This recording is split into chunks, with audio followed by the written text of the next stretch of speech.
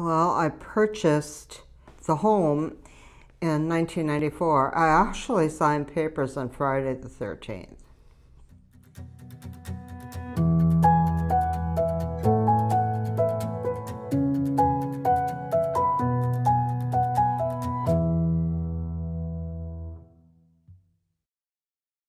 Hi, I'm Sam, and this is Captain Grant's Bed and Breakfast. Becoming home to the Matsumoto family back in the mid-90s, this has grown from a historical one-bedroom rental apartment to what it is today. The house was built in 1754. It took me 15 months from purchase to open. I opened with 2 rooms, followed by 4, followed by 5, and then I opened up 2 rooms in the house next door.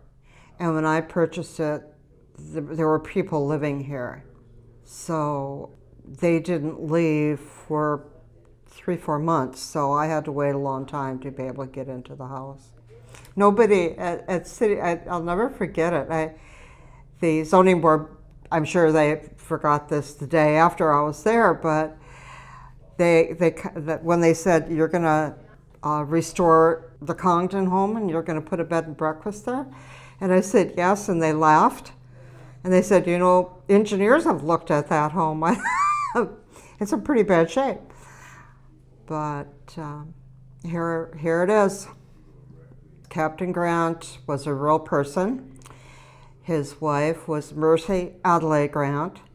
They had 3 children, 2 boys and a girl. They owned this house, the house directly to the west, and the house across the street. And he sailed out of Pocatonic Cove. He took grist from the grist mill and he brought it down to Honduras, and he would bring back mahogany.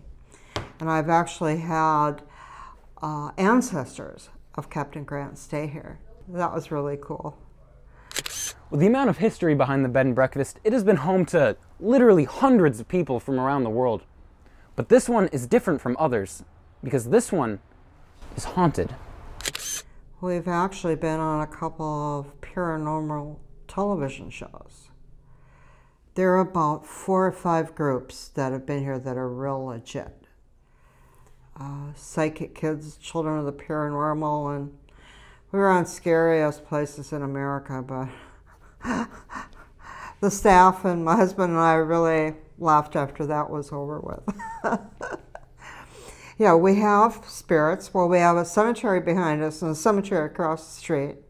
The village dates to 1687. It's logical that we would have some spirits here. The Adelaide room has the most encounters. It's actually not the Adelaide room itself, it's the bathroom. Well, it's haunted by a little girl named Deborah Adams. And I'm not the one that got her name. I had a family that booked the entire inn and stayed here for a week. And I used divining rods. They're L rods. They're shaped like an L. And then you hold the small part in your hand, and they got a sleeve over them that allows the rods to move back and forth. And they can tell you yes or no. That's all they can tell you is yes, no. So you have to ask a lot of questions. What they did was they went through the alphabet, and that's how they got her name, Deborah Adams. And I just don't think she likes the bathroom. Until my husband glued and screwed the shower curtain up, it would fly off the wall and land in the room. And I mean fly, not just drop down.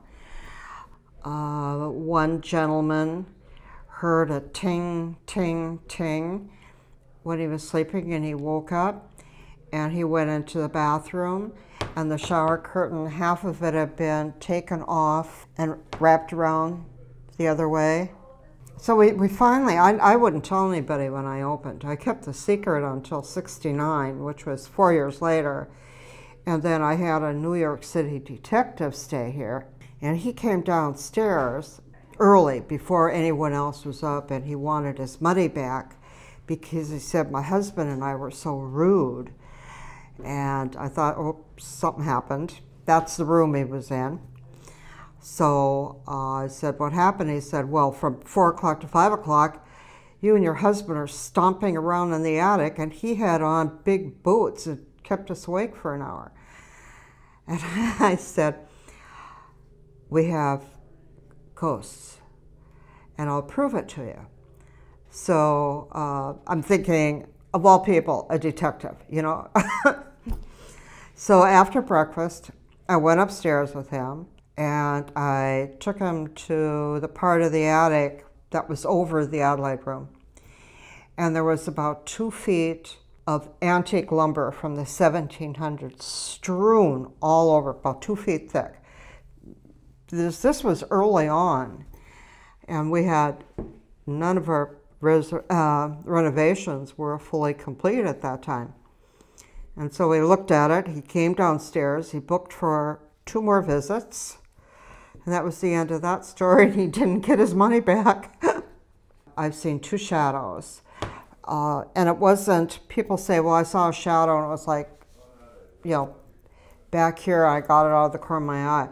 No, I saw a shadow move across my staircase, and I was standing and looking right at it as it went by, which is pretty cool. I'll do communication lessons with spirits, and guests will stay, and I've had people that are so skeptical that, you know, they laugh, and by the time they leave, they're not so skeptical anymore. Now they're confused. A fairly famous psychic that was here, and she did ghost hunting, and she took the place for Halloween. And they went into the cemetery next door, and she had a camera going, and they caught a vortex on the camera. I saw it. It was like a tornado right in front of her. And I had an experience in the cemetery across the street, and because we do a special on Halloween. So I'm taking all the guests over to tour the cemetery. It's dark. And my husband said, I'm going to go out and buy all new flashlights and all new batteries, make sure that everything is working just right. Everybody gets a flashlight. And we go into the cemetery, and there's a sign saying, well, you know, it's a Pocatonic cemetery. We get just past that, and after everybody, all the flashlights went out at the same time. The spirits take energy. They need energy to manifest. So that was quite the experience. Everybody was rather amazed. The only explanation that could possibly work is that my husband, when he bought the batteries, they were all no good. We have people that go into the cemetery in back of the house at night, and I don't like that when they do that. And there's nothing behind us. I mean, there's nothing behind us maybe for half a mile. They all tell me, well, we're going to let you know what we find, and they don't. But they have a good time, and that's what Captain Grant's is all about, having a good time. And even through all the hard times that have come through these parts, the Captain Grant's Family Inn has always managed to lighten the spirits of everyone involved. I was single, I had been divorced, and in the divorce I lost my IRA. I lost my retirement, and I was almost 50 at the time. And I thought, I have to have something to sustain me in my retirement, in my old age, and I don't want to be poor. So, hence, I bought the inn, and I thought I'll turn it into a bed and breakfast. That's what I did. I was really worried in the beginning. I have a lot of tenacity. So, if the idea of being surrounded by the paranormal at night gives you the chills, Captain Grant's is definitely a place you should check out. And with that, I'm Sam, and that's the end of this chapter.